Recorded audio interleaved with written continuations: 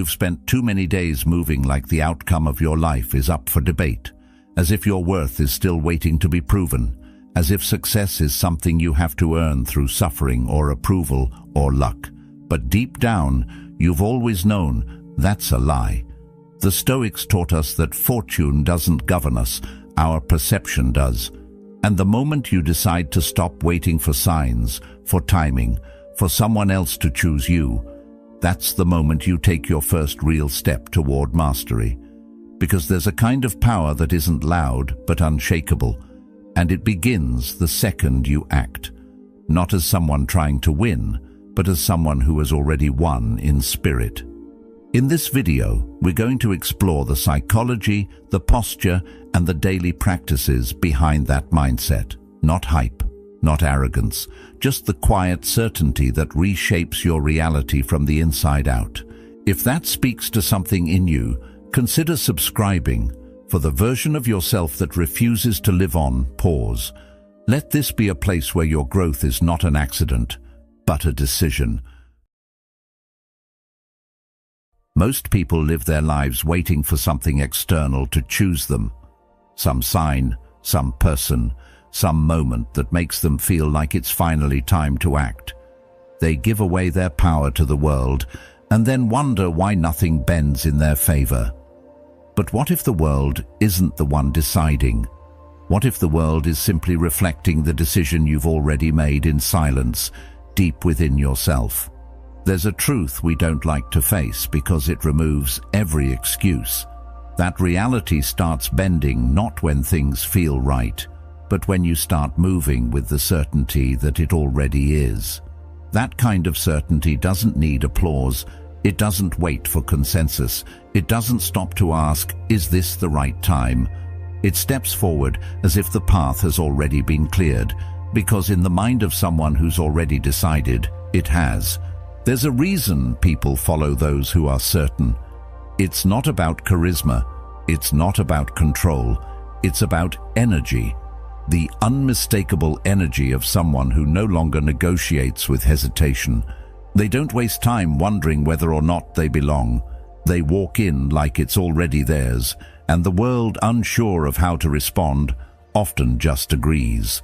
That's not arrogance, it's alignment. The Stoics knew this well. Marcus Aurelius once wrote, "You have power over your mind, not outside events. Realize this, and you will find strength." That's not just a nice quote, it's a way of living. The man or woman who has truly decided does not flinch at resistance. They've already counted the cost, accepted it, and moved anyway. And because they no longer seek approval, they become almost untouchable. Not invincible, but unshakable. When your decision is complete, the ground beneath your feet becomes stable, even if the world around you is falling apart. It's the difference between drifting and directing.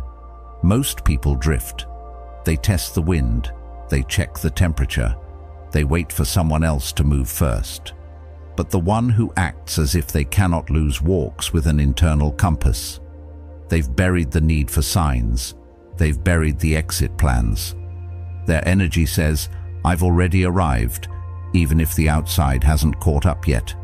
And slowly, it does.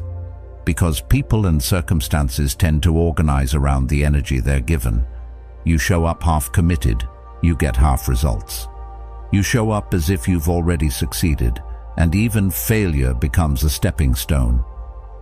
Carl Jung said, "The privilege of a lifetime is to become who you truly are."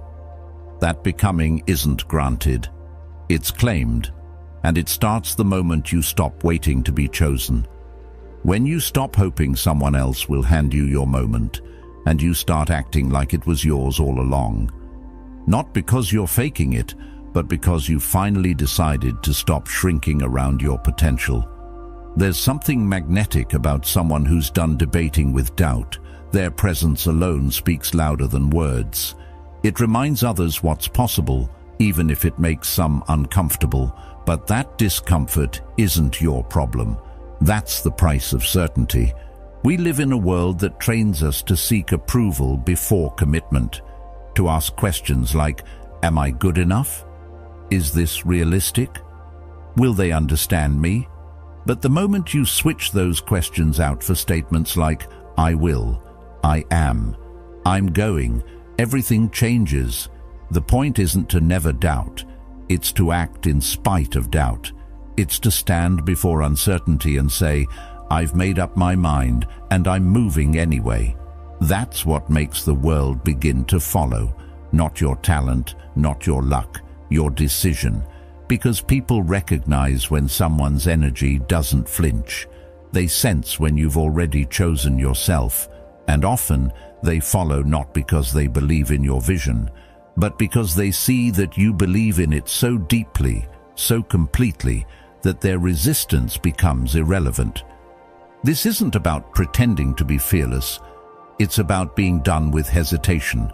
It's about saying, even if I fall forward. Even if I get pushed back, I return stronger.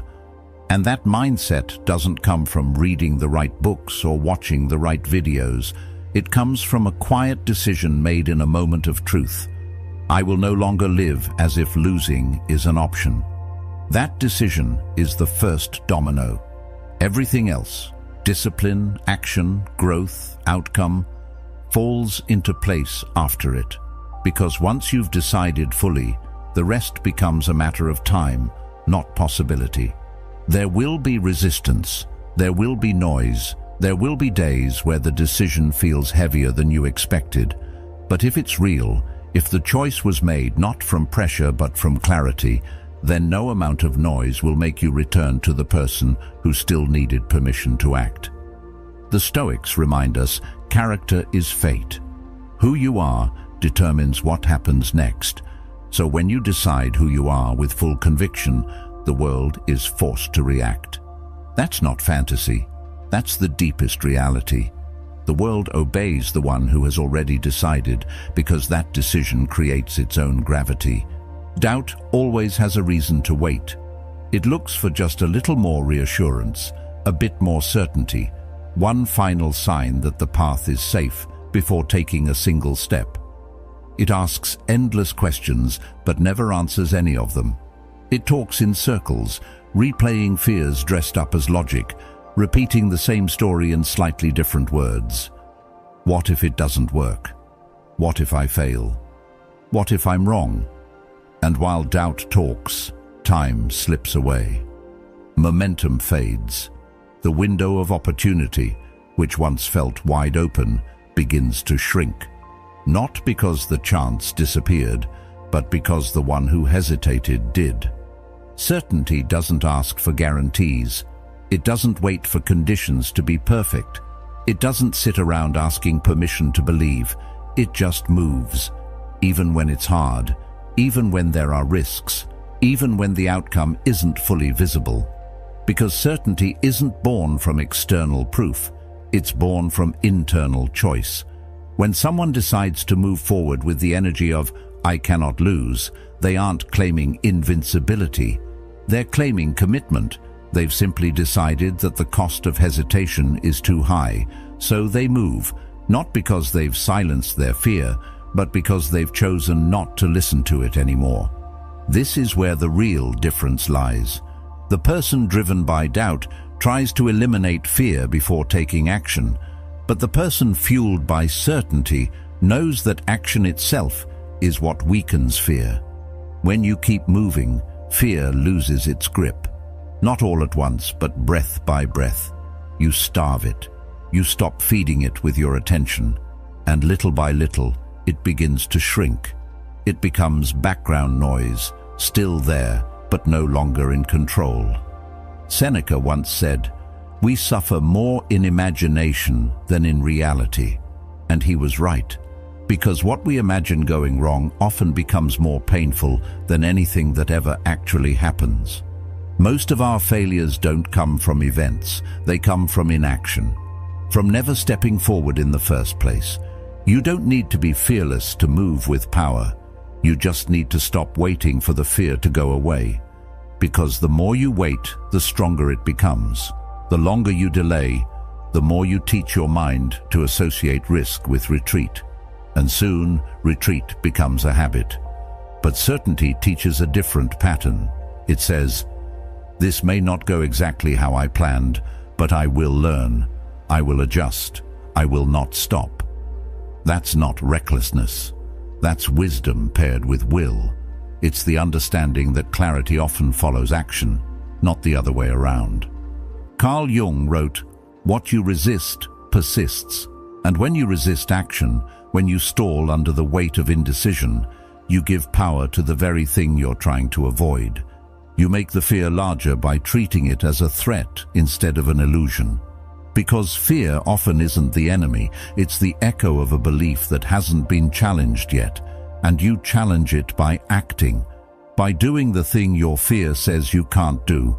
You don't wait for the fear to go away, you walk through it, and on the other side you find something stronger, evidence. Evidence that you survived, that you learned, that you grew, and that you were capable all along. When you act as if you cannot lose, you move from the center of your own decision, not from the edges of other people's opinions or your own worst-case scenarios. You don't try to prove anything to the world.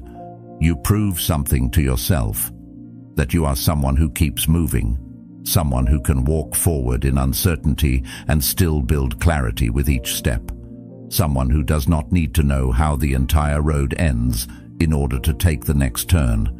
It's not about being reckless. It's about refusing to freeze. Doubt paralyzes. Certainty unlocks. Doubt shrinks your world until it's nothing but a list of reasons not to try. But certainty expands it. It opens new doors, not because they were hidden, but because you were too afraid to knock. And now you do. You knock. You push forward. And when you do, you realize something powerful. Progress doesn't come from perfect plans. It comes from consistent courage. This is the heartbeat of action, not absence of fear, but presence of purpose.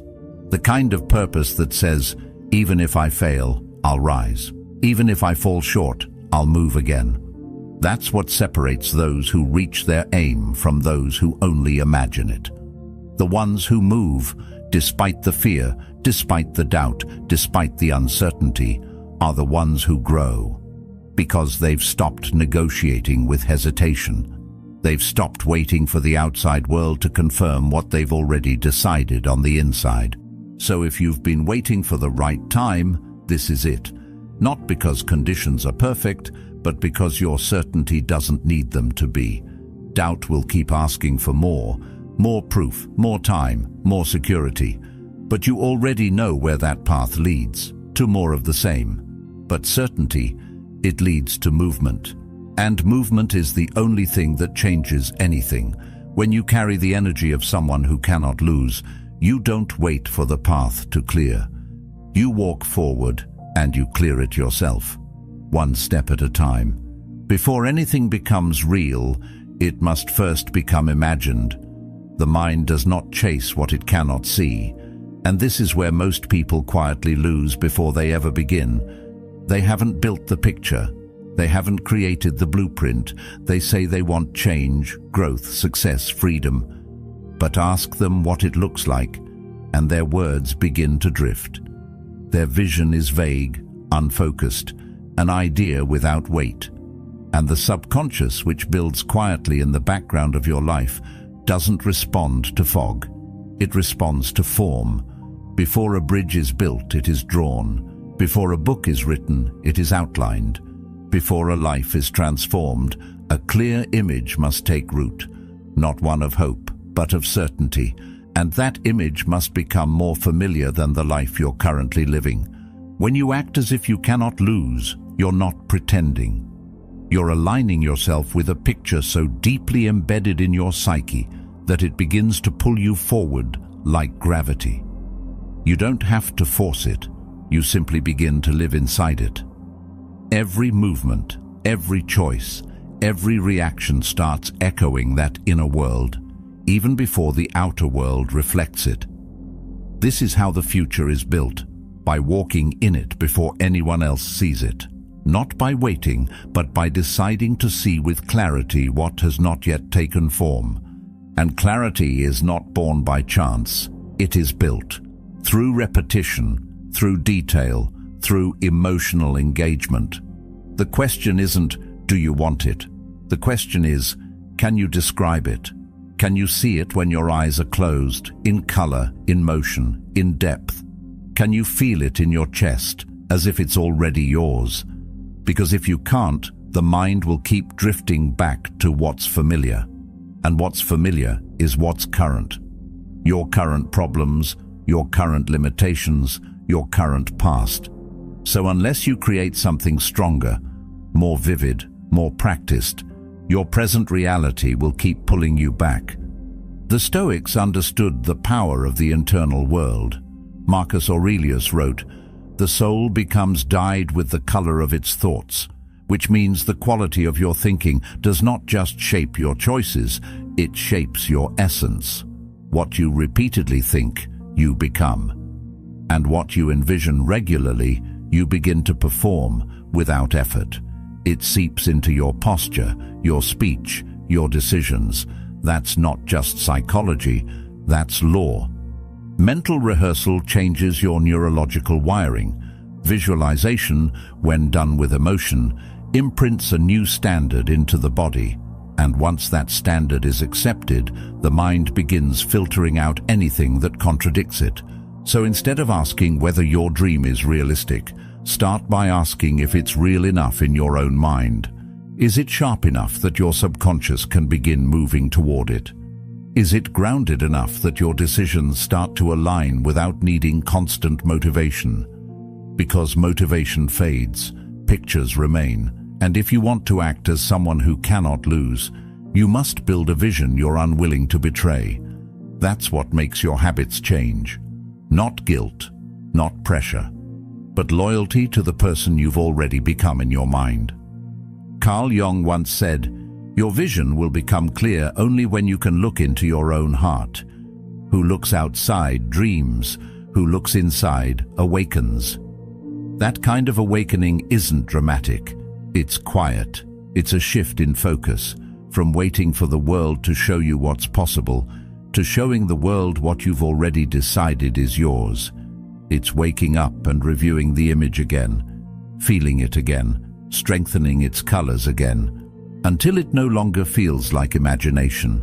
It feels like memory. That's when your energy changes. That's when people notice something different in your voice, your walk, your presence. They may not understand it, but they'll feel it. And the most powerful part? You don't need them to see it.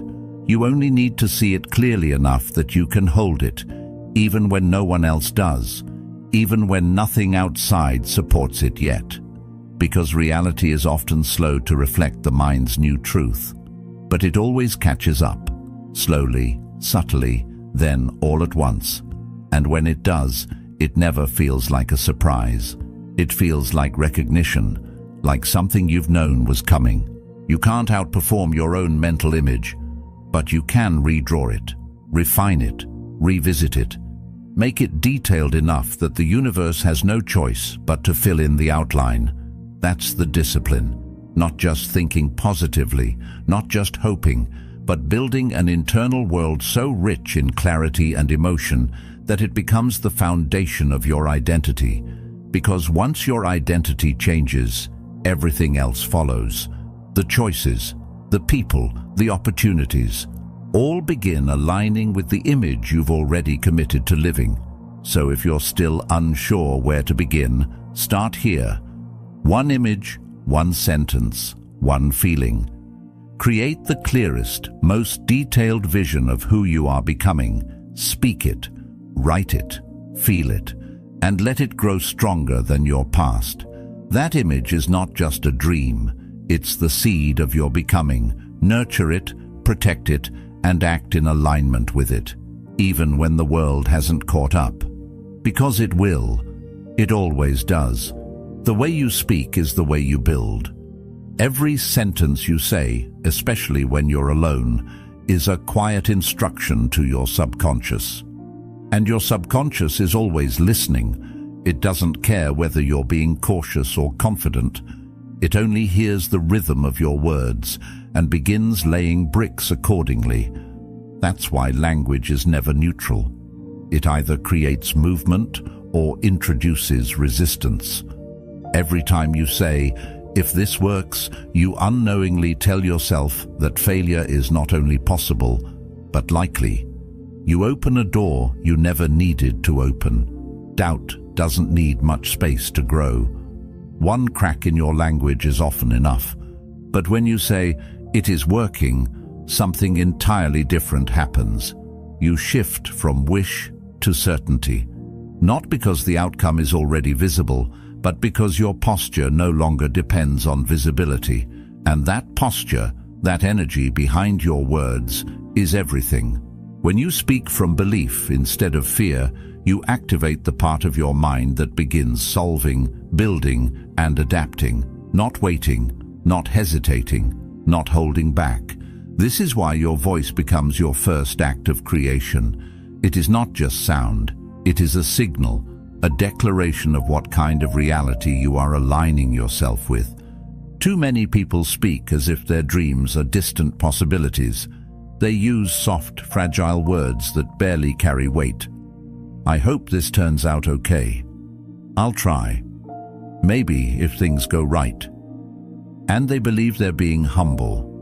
But humility is not self-doubt. It's strength under control. And there is no strength in vague speech. It only confuses the mind.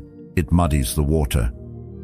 The person who speaks with clarity, even in uncertainty, is already building what others are still trying to define. Their words lay down structure, their sentences become scaffolding, their language sets the tone not just for their mindset, but for their results. This isn't about faking confidence, it's about aligning with what you've already committed to. When a builder sketches a plan, they don't keep asking, "What if the roof collapses?" They draw with the expectation that what's designed will be built. Your words are that sketch. If you hesitate while drawing, the structure never rises. But when you speak with clarity, the mind begins construction immediately. Epictetus once said, "First say to yourself what you would be, and then do what you have to do." He didn't say think about it, he said say it. Because speech isn't just a reflection of thought, it is a force that shapes thought. The person who acts as if they cannot lose begins by speaking as if loss were not even a question. This doesn't mean ignoring risk or reality. It means speaking from the outcome rather than the obstacle. It means choosing your words with the same precision you would use to design a bridge. Because if one part is off, the entire structure becomes unstable. Speak of your goal, not as something you're chasing, but as something you're constructing, not as an idea, but as a fact in motion. And when you do, you'll notice something strange begin to happen. Your emotions will start to follow. Your habits will start to shift. Your environment, little by little, will begin to reflect the words you've been using all along. Language is a kind of promise. Every time you say, "I am doing this," even before results show up, you make a contract with yourself. And breaking that contract doesn't just delay your progress, it weakens your sense of trust in your own voice. That's why careless language is so dangerous. When you constantly say things you don't mean or speak without intention, your subconscious learns not to take your words seriously. But when you speak with purpose and follow through, especially in small things, you begin to believe yourself. And once you believe yourself, others begin to believe you too.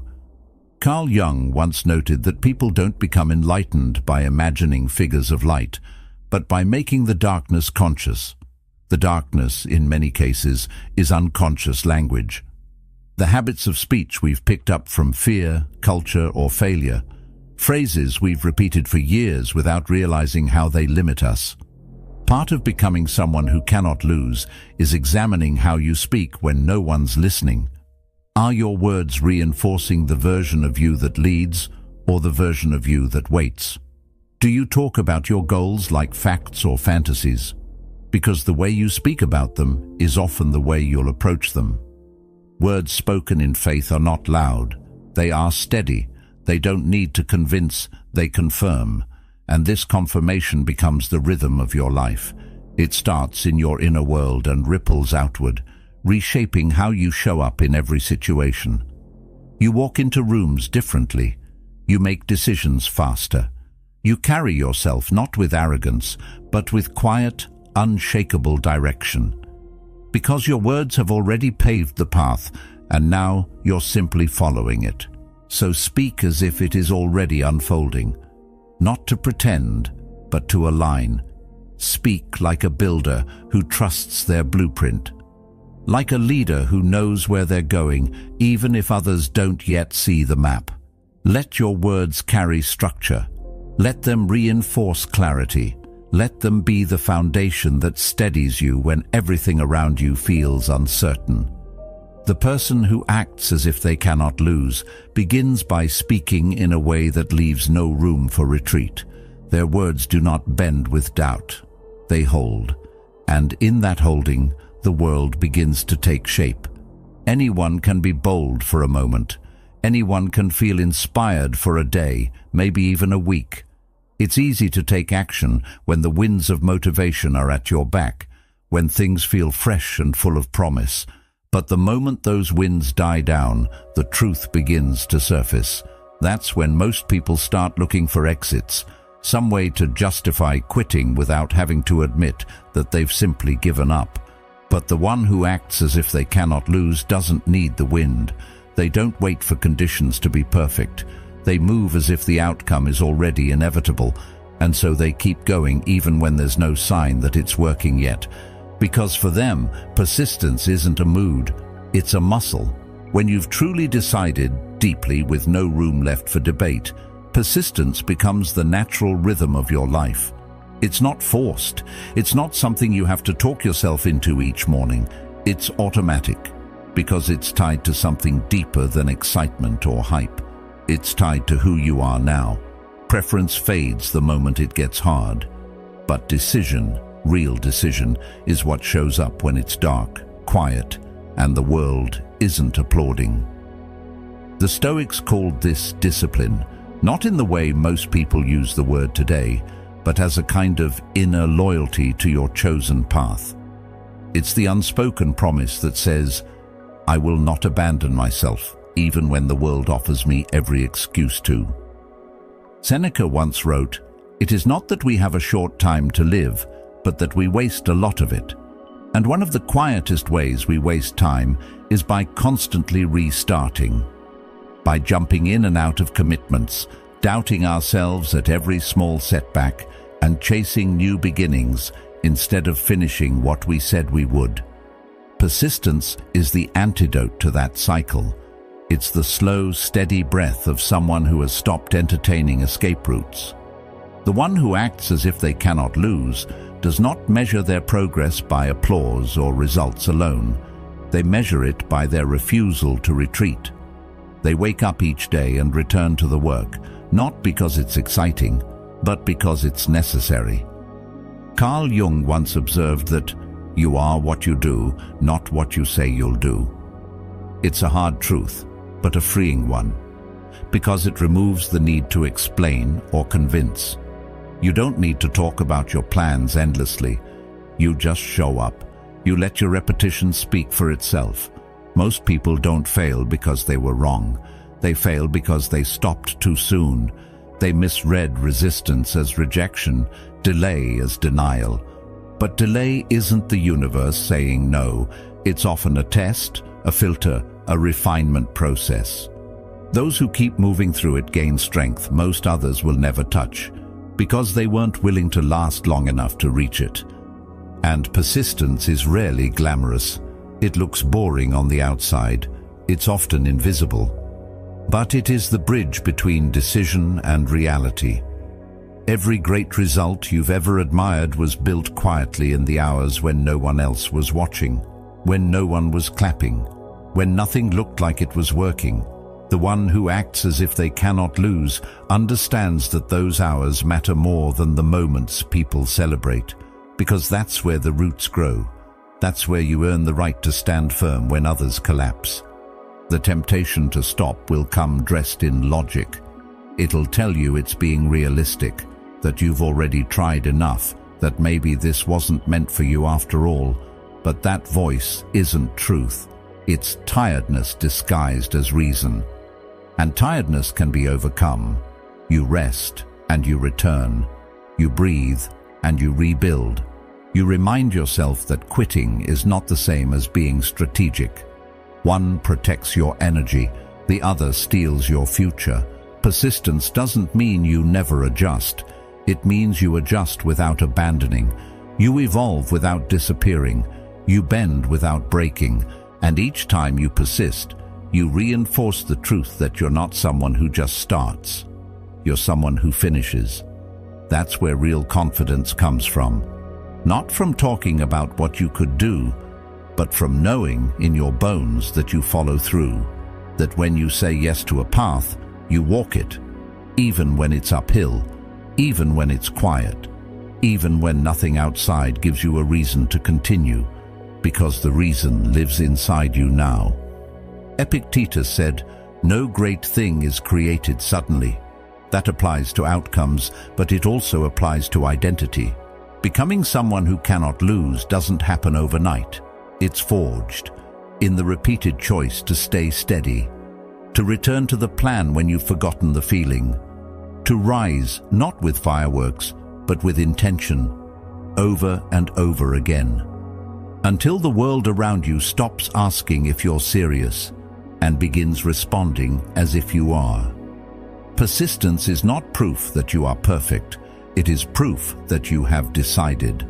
It is the daily reminder that you are no longer negotiating with doubt, that the door has been closed and the only direction left is forward. Not fast, not dramatic, just forward, again and again and again.